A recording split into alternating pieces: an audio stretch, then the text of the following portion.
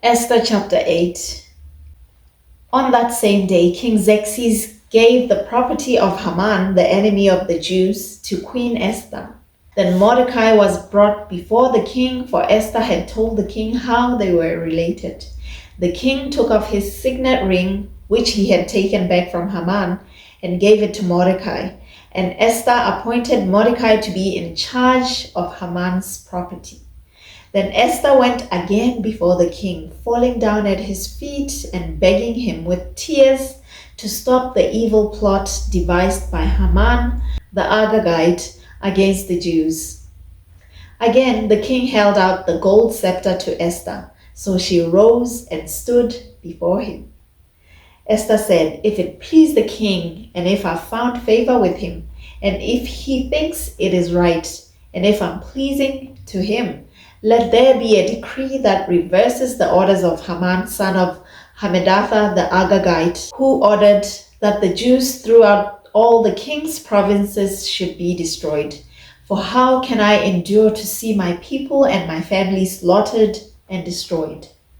Then King Xerxes said to Queen Esther and Mordecai the Jew, "I have given Esther the property of Haman, and he has been impaled on a pole because he tried to destroy the Jews. Now go ahead and send a message to the Jews in the king's name, telling them whatever you want, and seal it with the king's signet ring. But remember that whatever has already been written in the king's name and sealed with his signet ring can never be revoked."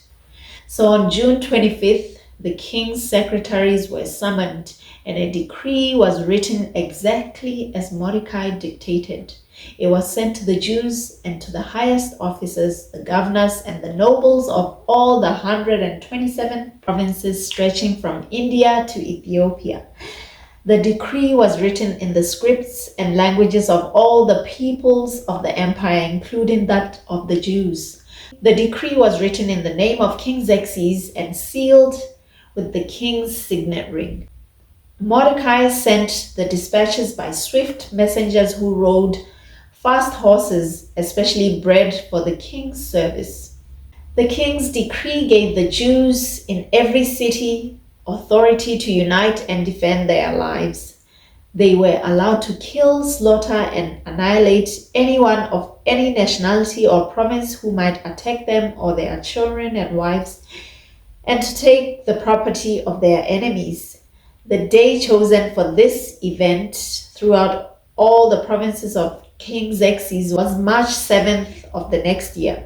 A copy of this decree was to be issued as law in every province and proclaimed to all peoples, so that the Jews would be ready to take revenge on their enemies on the appointed day.